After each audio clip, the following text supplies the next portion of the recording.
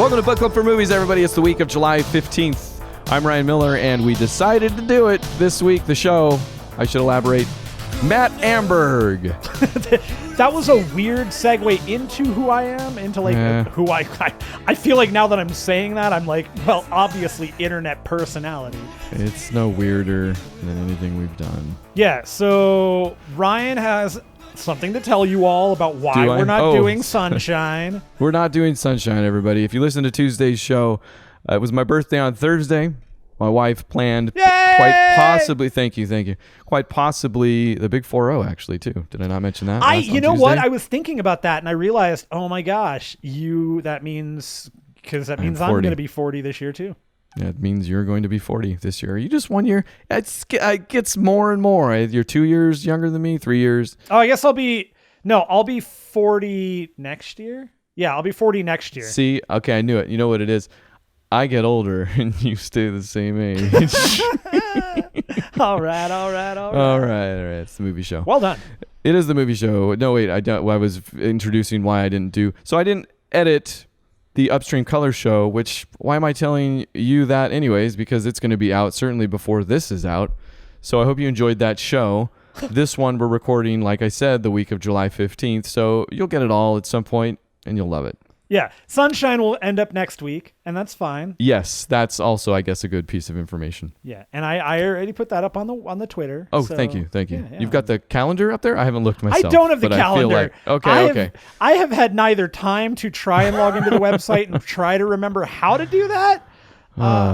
We're working on it, guys. We are working on it. It's, we're old. Yes, we are. Well, you are. That's how we, yes.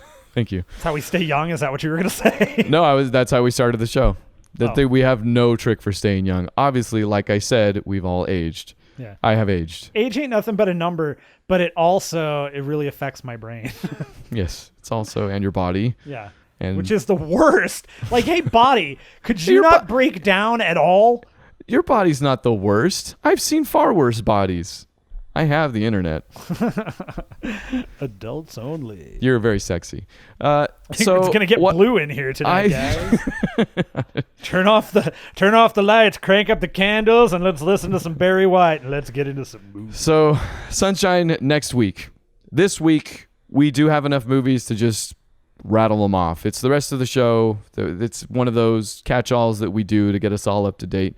It's the least that we could do, quite literally. And figuratively, hey.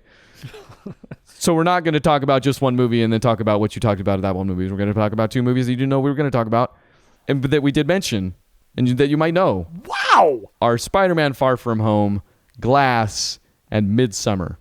Yeah, I have one more. Who goes first? Oh, you do have one more. You remembered what it was. I'm gonna start off. I'm gonna kick this off because right. I don't have a ton to say about this. Okay. But I do want to mention it. So watched The Spy Who Dumped Me. It has Kate McKinnon and Mila Kunis, Justin Theroux. Right. Yeah. The trailers didn't look horrible for that thing, actually. So that movie is not horrible. Okay. See, hey. It is a very serviceable action comedy that gives this is really almost more of a kind of a showcase extra for McKinnon than anything.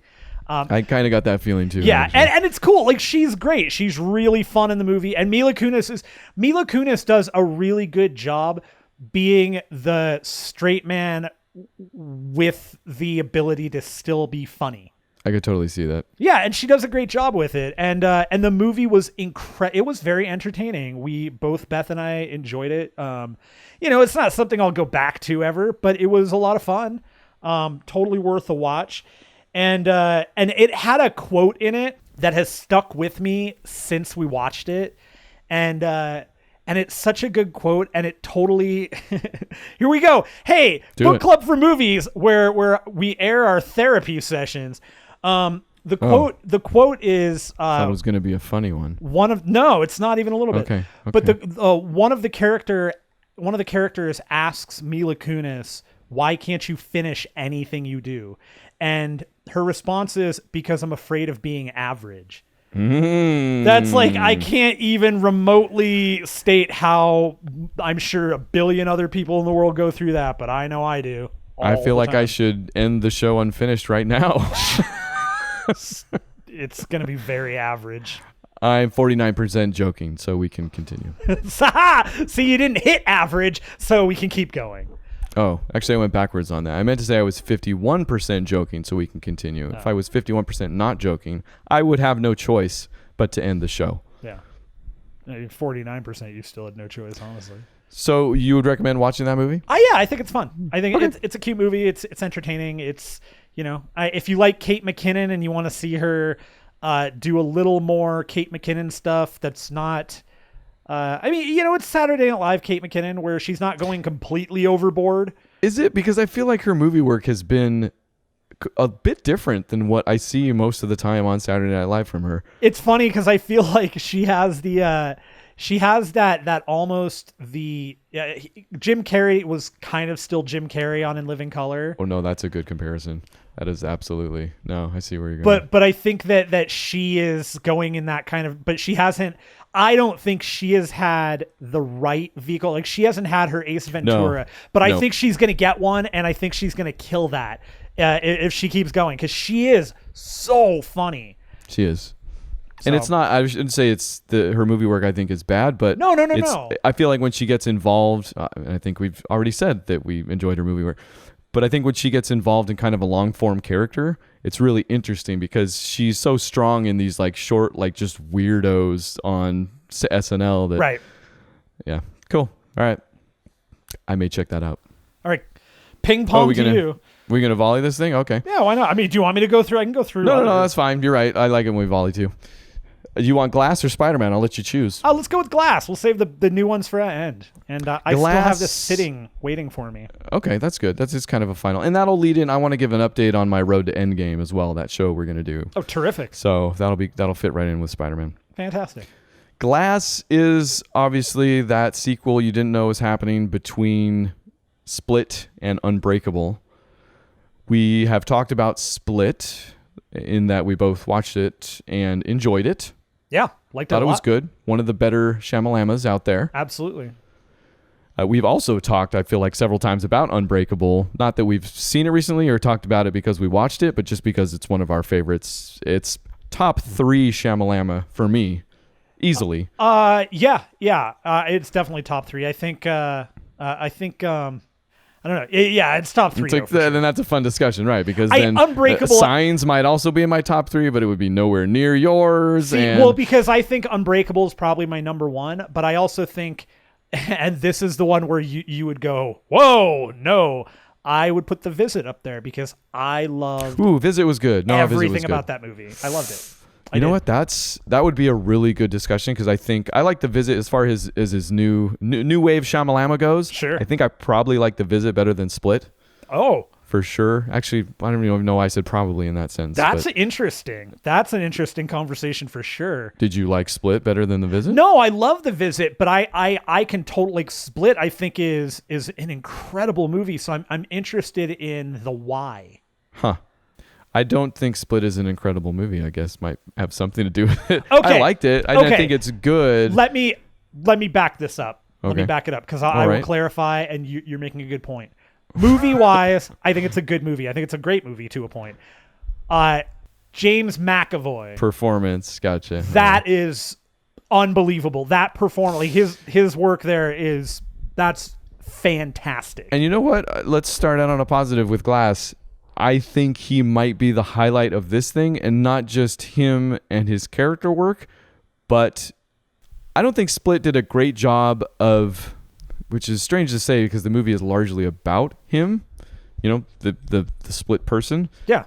I don't think it did a great job characterizing him, and maybe that's hard with whatever it is, 20 characters and one man. The performance is good, but what Glass does with that character, I really, really liked. It was kind of off-putting at first because, and I forget what's her name in the movie? Do you remember? Sarah Paulson. Sarah Paulson? No. I don't know who you're talking about. The actress is Anya Taylor-Joy, but I don't know her character's from name. Split. Yeah, I don't remember her name. Yes, the main girl from Split. Yeah. It's a little off-putting at first because she comes into the movie very much, I guess it's not now thinking back to Split, but it's weird because at the end of Split where you feel like there was, I don't know if it was Stockholm syndrome or it was her, like she had to manipulate and understand Wendell Crumb, was it James Wendell Crumb? Kevin Wendell Crumb, which is the name of the actual, like the base personality, the actual born name of McAvoy's character in Split and Glass. She had to come to an understanding with him so that she could escape or use him for escape. But I don't know. I think the movie ended at a point where we wouldn't have seen the complete repercussion of that anyways, or the complete explanation even. Okay. Which is fine. I think Split ends in a good spot regardless. But in Glass, they do a lot more work with where he came from, kind of why he is the way he is, which is spotty territory. Like that turns out bad, probably more often than not, I would say, especially in a sequel. Oh yeah. Even though it might be interesting if you're invested in the franchise or the character already. It's always a crapshoot when you try to over-explain something or you try to give an explanation to it, you know? Especially for Shyamalan, I would say. Like, he might not have a great track record when it comes to that. Like, he's a very, like, he's strongest when he knows his less is more stuff. Yeah, you know? Yeah, absolutely. So, but I like what they did with it in Glass. They turn him into a sympathetic character, which seems strange, but his connection with Anya Taylor-Joy's character turned out really cool and heartfelt in a way I was not expecting, especially given kind of everything else that surrounds it in that movie. And I don't know if you heard about Glass. Have you seen it yet? I have not seen it, but once again, this is a thing that I could not be avoided, so I'm very aware of. Well, I don't know if there's much to spoil even. I mean, the premise is that, you know, there's Bruce Willis's character, there's Samuel L. Jackson's character, and there's James McAvoy's character. They're all committed and in the same insane asylum where Sarah Paulson, I think, is the actress's name. Is that what you were saying? Yeah. Yeah. That was her, right? Yeah. Yeah. Who I haven't actually loved in any of her stuff yet. She's better in this, but again, everything that surrounds it, just everything else in the movie, it begins with a very, and given that it's Shyamalan, I don't think this is any surprise, very strong identity or sense of where it came from. Like the first half of it is super evocative of Unbreakable. Unbreakable is this movie that's kind of known. My screenwriting teacher used to always say the entire movie, all of Unbreakable, is one act. And he didn't necessarily say that in a bad way, but he said it's hard to pull off and that it might get boring at times. And if you go back and watch that, I definitely see how it could be argued either way, 3 act or 1 act. Because basically the entire movie is the first act of a superhero movie where they discover they're a superhero. And then the rest of the movie takes place, right? Sure. So from that point of view, yes, Unbreakable is just 1 act. There's lots of long takes. It's very easy on the dialogue, you know. There's not a lot of words are spoken. There's lots of quiet moments, lots of sideways glances, even if you remember, between Bruce Willis and his son, which his son is played by the same kid in this movie. Yeah. And he's been doing other stuff. I didn't recognize him from Unbreakable since. So. Oh, that's funny. His son takes on the role of the Oracle, basically, in this movie. So he's like calling the shots and like working from a computer back at the home. So it's cool. I liked that. Like initially I was like, cool. I like where this is beginning. Yeah, as Bruce Willis kind of traipses about town, solving little crimes and fighting crime and stuff like that. Bruce Willis, I was hoping wouldn't phone something in, you know, this latter half of his career. Oh yeah, come on. Hasn't been great. No, this is better, and I don't know if that's because the role demands less of him or if it's just I wanted to see it, but he's still, you can see it. You can see. I don't think he likes acting anymore. I don't know. I feel like he's just like, I'm doing this for money. I don't care. I don't know. But I do think it's cool in that it does evoke Unbreakable, and also because as the movie appears to go on, it seems to, I don't know, I would attribute it to Shyamalan because regardless of what has happened, I think he's incredibly skilled and can be, and I think this is a decision he wouldn't have made on accident type thing. The movie very much appears to become a hybrid of Split and Unbreakable. Like it maintains some of those scenes, some of those, you know, quiet moments. Split is not that movie. Split was nowhere near Unbreakable, and some of those appear to seep in or get combined with Unbreakable throughout the rest of this movie, throughout Glass, through the latter half of Glass especially. And I think that's cool. I think that's really cool. If you can especially get into your head about it, that might be more entertaining and pretty much everything else. Unfortunately, the dialogue gets a little rough. There's the incidental dialogue in this thing, like when scenes come up on conversations that are taking place or conversations between the insane asylum employees that are like, oh, did you see the game last night or something like that? They are so freaking bad. They are so bad. They're so bad they take you out of the movie. It's insane how bad they are. I love that. Yeah. So that's a bummer. And the last 40 minutes of the movie just kind of happen. It doesn't really, I feel like, maintain a lot of the themes. It gets a little bit action heavy, but the action isn't great. Some of the stuff you see with McAvoy is pretty cool, like the way he throws people around. And there is a larger theme at play, and it is that comic book theme, like what's history and what's not. And it kind of ends. It's not like a classic Shyamalan twist, but you could see it's that final statement that you didn't think was coming. And I think in the end, I do like it. I like what's being said, but it feels unearned and kind of tossed off in some ways that make it a little less impactful. So I would say still watch it, especially if you're a big Unbreakable fan. Yeah. And, I mean, if you like both movies for sure too, but it's not as good as either one of the movies that come before it. I couldn't imagine it would be. But yeah, it's on our list. It's queued up. Queued up is a good spot for it. Queue it up. I'm going to barbecue it up. All right. Next. Oh, that's me, huh? I mean, who am I to say? Glass is just, I can't get it out of my head now. Yeah, Beth and I went and saw Midsummer, and it's Ari Aster's new movie. Ari Aster did Hereditary, which I know I talked about it, and I loved it. Fantastic movie. Toni Collette. It's amazing. Deserved the Oscar for that. I loved Olivia Williams, and I thought The Favorite was incredible. I understand why they gave her the Oscar. Toni Collette should have won it, though. Has she not won something yet? I really do like Toni Collette. Speaking of The her, Sixth Sense. Yeah, there we go. So I knew going into this. I had an idea going into this what that tone was going to be, and it you know what? It's his. He very much so, I think, has his voice, and he's already, like, he's in it. He's ready to use it, and the similarities in that the way he tells the story, you can tell right there. Gotcha. Yeah, and it's not that it's something that you don't walk into it going, I know what's going to happen. It's just there's a familiarity there where, okay, this is his movie. It's like you watch a Wes Anderson movie. You don't necessarily know what the hell it's going to be, but you know it's a Wes Anderson movie. Sure, yeah. So similar thing there.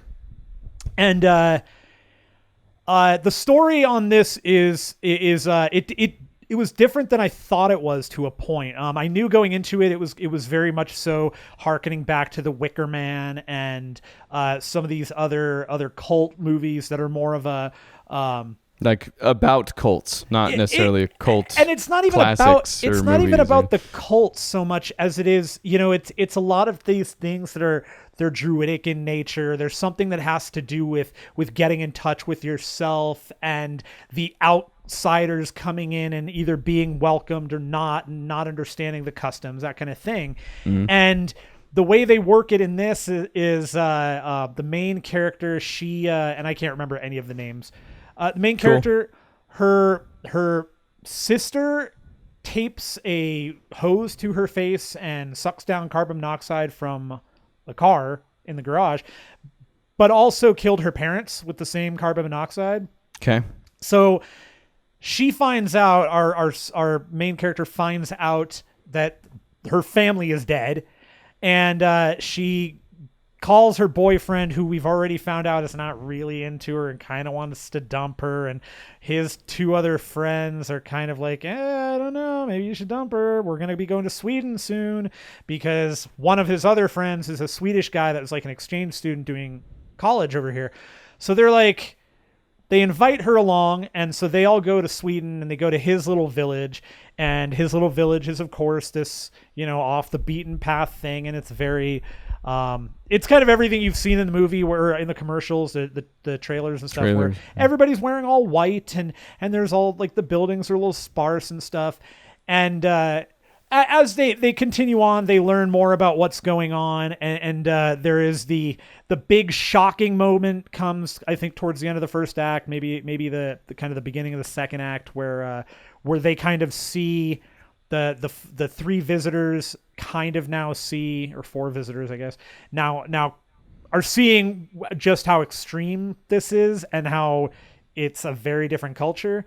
And it's very interesting in that two of the characters who have been they're friendly suddenly become at odds with each other, because one of them is an anthropologist, and he decides he wants to do his dissertation on their festival, whereas the boyfriend we find out earlier on that he's supposed to be in college. He has no direction, doesn't know what he wants to do, suddenly wants to do his thesis on the tribe, okay, sure, cult, on the cult, whatever.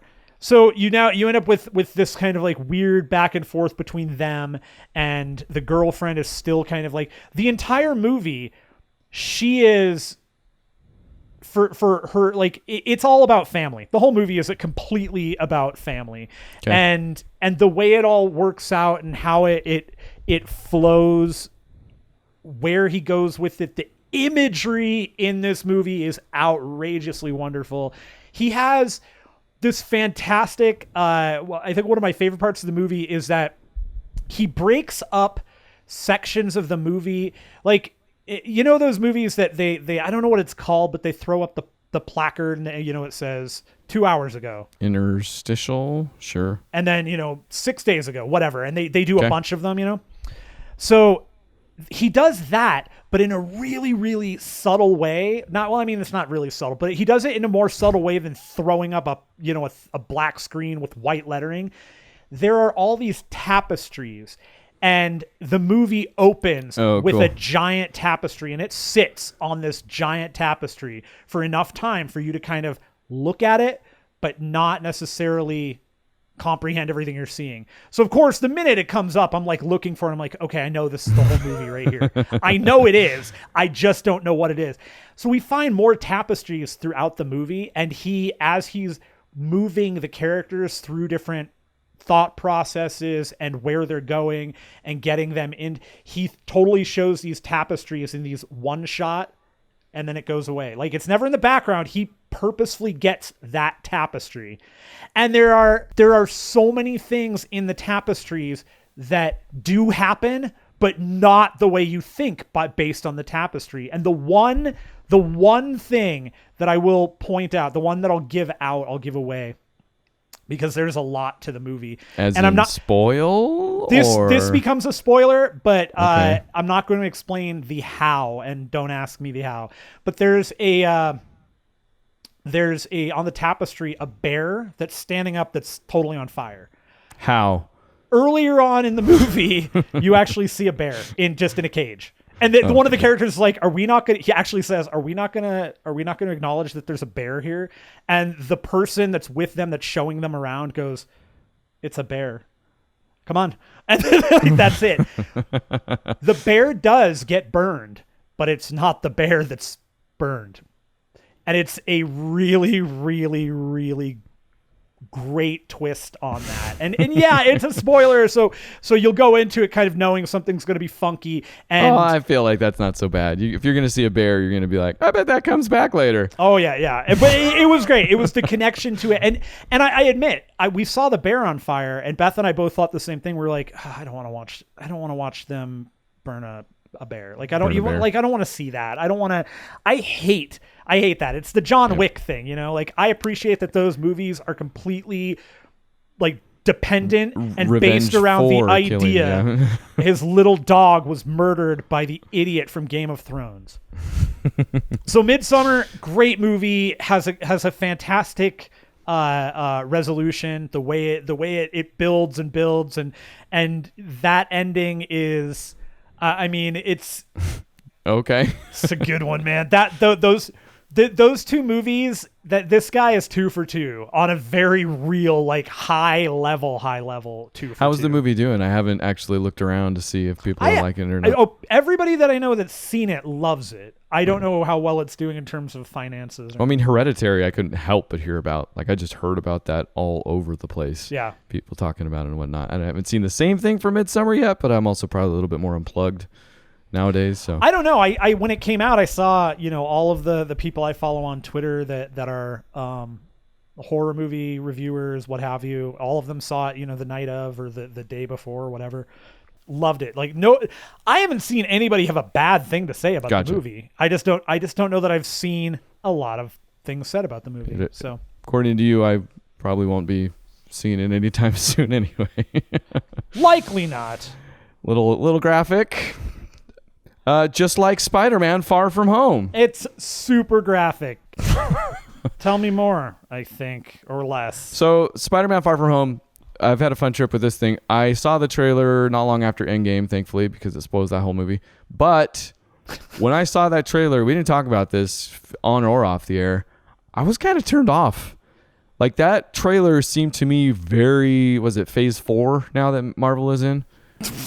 It seemed to me really, I'm pretty sure it's Phase 4, really Phase 4 heavy. Like, Endgame was over. I think there are some things out there that say it's still Phase 3. Whatever. The fact that it was bringing in like multiverse stuff, I was like, oh great, this is going to be the next. It turned me off, honestly. I was like, I liked Homecoming an amazing amount. That's probably, I guess, until Spider-Verse came out, the best Spider-Man movie that ever was. So I went into this kind of, I don't know, not skeptical, but colored in that way. And it didn't really change my mind about anything. Really? Yeah. Like, okay.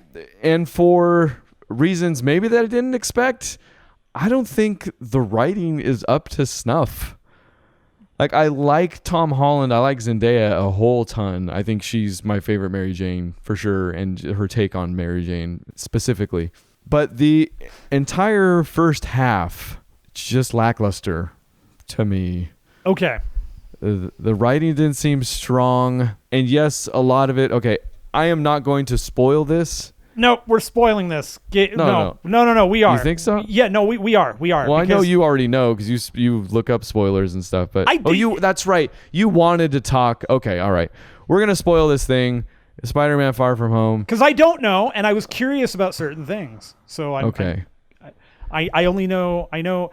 So okay, wait. I can do this. I can tell you everything that's not spoilery, and then we can just go off the deep end. I have the words "afterthought of a movie" typed here in my notes, which I could take because nobody was in the theater with me at the time.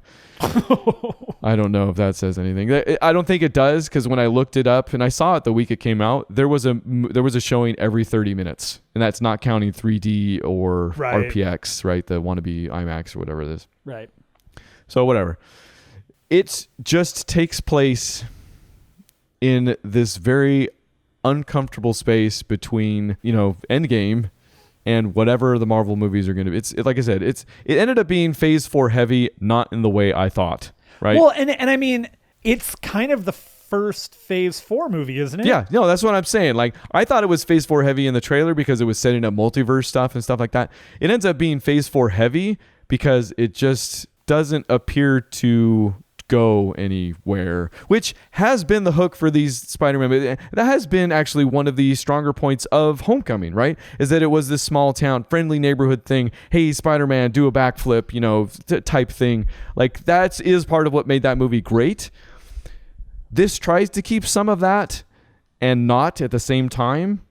So it's just middle of the road in more than one spot, I guess you could say. It tries to split the difference and maybe successfully does, because it's very mediocre for the first half. And whatever happens in the second half doesn't really fix it, although I will say it's better.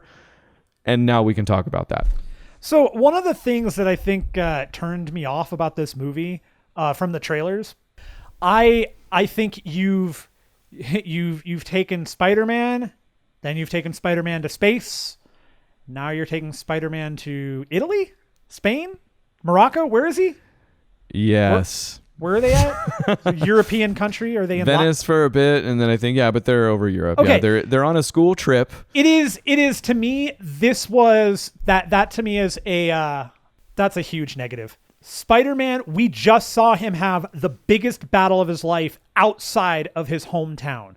Your friendly neighborhood Spider-Man should not immediately be taken to, in terms of film, should not immediately be taken out of New York.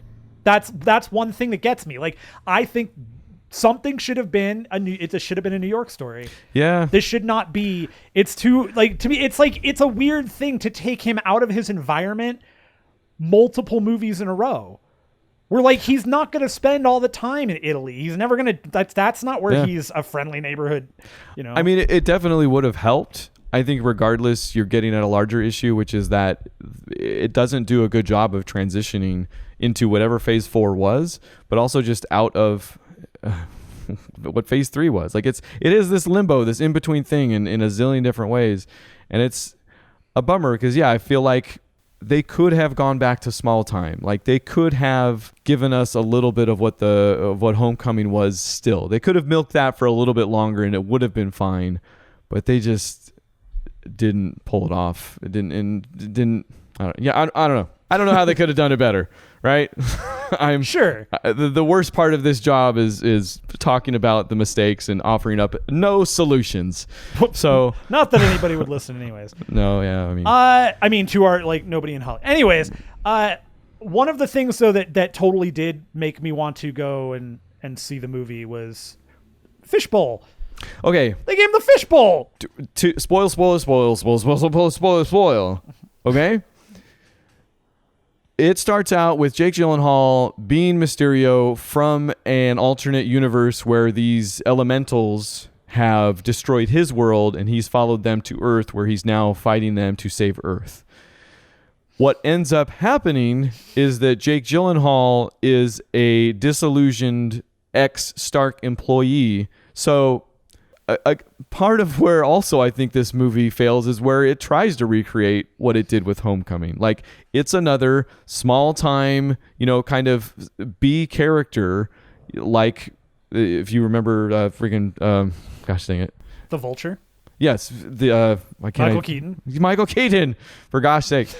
Was making money off of cleaning up what happened in New York, and Stark came along and was like, no, or the government did, or I can't remember who did, but they affected his livelihood so that he had to go black market and all this stuff. That was awesome. Like, that was super cool. That works in every respect.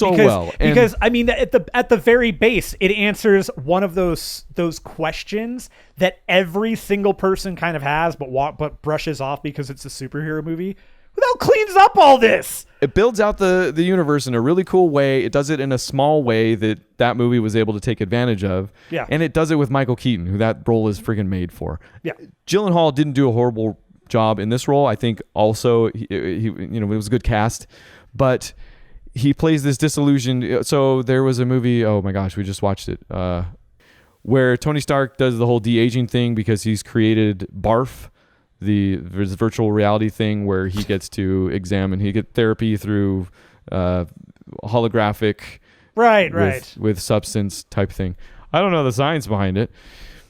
That was created by Jake Gyllenhaal's character retroactively. Now we're speaking, and he becomes disillusioned with the whole thing. His project was canceled or screwed up in some way by Stark, so he wants revenge.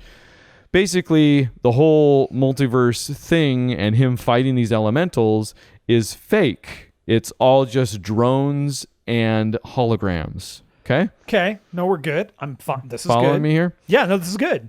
I can see how people would have trouble with that. Obviously, that's a stretch. Like, that strains credulity you would be able to pull something off at that large of a scale. I don't have a problem with that, actually. Like, I can see how somebody would. I'm able to suspend belief here for that. Okay. Sure. And honestly, as that turn happens, the movie gets way more interesting. And there is a moment where I thought, okay, that's kind of cool. If the movie itself, if the writing itself is now better from here on out, that's pretty cool, right? Maybe the whole thing was an illusion, and that's why it was so kind of lackluster up till now, right? That doesn't happen, right? Nah. That's obviously doesn't happen. It gets better. The idea, and the closer he gets to Gyllenhaal, and okay, there is a fight with Gyllenhaal where they go full Mysterio. Like they don't even care about being all that believable with the holograms and stuff like that. They just go full on Mysterio. It's filmed in an amazing way. Spider-Man doesn't know, like up is down, down is up. Pets are sleeping together. How does it go? Dogs and cats living together. It's nuts, right? And it's beautiful. It's amazing. It's probably the best part in the entire film because Spider-Man's at rock bottom at the end of that, even though very quickly that whole actual exchange between him and Happy is not up. Again, the writing. I don't know who wrote this thing. I don't know if it was John Watts, I think, didn't he? No, well, he directed again. I don't know. It's in any event, that fight is amazing and sets up a good conundrum. Like, how does he get out of that type thing? Any good movie is that. Unfortunately, he gets out of it by, some more bad dialogue, and the action is good. The action is really good in some instances, but it just kind of doesn't all add up. And in the end, after he defeats Gyllenhaal, he has this line that you can tell somebody like maybe existed to a greater extent somewhere in some script. But he says, after doing all this stuff, and I guess at the very end, he's doctored a video. This is how the movie ends, actually. He's doctored a video where it looks like Spider-Man was responsible for everything that happened and killed Gyllenhaal in cold blood type thing. Sure. But he mutters this line as he's dying. Nowadays, people will believe anything, right? And it's this beautiful line, this beautiful hint at what this movie could have been had it delved in maybe a little deeper to... like that's a very, not ripped from the headlines, but how that's a zeitgeisty line right there, right? Sure, with the, truth. It's not truth. Uncertainty is the name of the actual term. What is the alternative facts, right? Yeah. That whole thing from however many months ago. The nonsense phrase. Yes. The lies and the mistruths and just everything that's been going on for the past, I don't know, what's it been, almost 4 years? Hurry up and end. Roughly speaking. There's something there. This movie could have been something more with that line. There's a hint at it. But it just isn't. It's too little too late. It doesn't really tie into anything, and it's a bummer in the end of a movie. But does it have one of your favorite bumpers of all time or stingers? I'm struggling to think of what the stinger was. I think it was J. Jonah Jameson. It was oh, that's right. He's back. Oh, okay. Sure. That was pretty good. And he's like an Alex Jones figure now. Which they could have stolen. I didn't play the game, but didn't they do that in the game? Isn't J. Jonah Jameson like just a... He's like on the radio, yeah. Internet yeller guy? Yeah. That's the word for it. It is. So Eric Summers and Chris McKenna wrote this film. Chris McKenna wrote it. Eric Summers did the screenplay. Both of these guys did Spider-Man... Homecoming. Did they do Homecoming? Yep. They did. They did Ant-Man and Wasp. They did Jumanji, Welcome to the Jungle, the Lego Batman movie. Wow. So I think have been largely missed for me, actually. Most of the movies you just said right then, I haven't enjoyed. I was gonna say they're not winners. I really like Ant-Man and Wasp, but not anywhere as much as I liked the first Ant-Man. No. And yeah.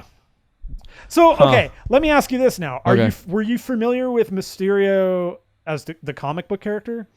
I was big into Eric Larson's run of the Sinister Six, the one in the 90s. So in the comics, he's a special effects guy. Oh, really? Yeah, that's why all the holograms and stuff was he knew how to make them. So he's fake too. He's not an actual magician in the comics either. Well, no, actually, I think he does know some, but he's not like magic. Like it's sleight of hand stuff. Okay. Yeah, he's I didn't not, mind that. I like. No. I'm glad they went that route with it because I did. I was a little concerned when I saw them. Like they got to be like. The trailer where they show like him fighting Hydro Man or whatever. Yeah, one of the water elemental. Probably. The water elemental. Yeah. I was like, okay, that's gotta be an illusion. It can't be real. But you would assume so. Yeah, I guess maybe shame on me for no, I mean, this getting is just into the whole me. multiverse stuff. I do like the update though. I like the update of the character. They give him it's like an AR fishbowl, like that he's actually wearing when, his costume is taken away, because that's just an illusion. I like the update to the character. It's just the story and the writing wasn't up to snuff. Sure. Sorry. I apologize Don't ever apologize to me. for this movie. Oh, fair. Okay. Also for going on so long. This went longer than I thought. Do you want to add anything? Do you have anything else? No. Okay. Podcast at bookclubformovies.com. If you want to talk about anything, we will definitely do Sunshine next week. You may get 2 shows this week. We'll be back at it with 0 hit points as well. Thanks for hanging out.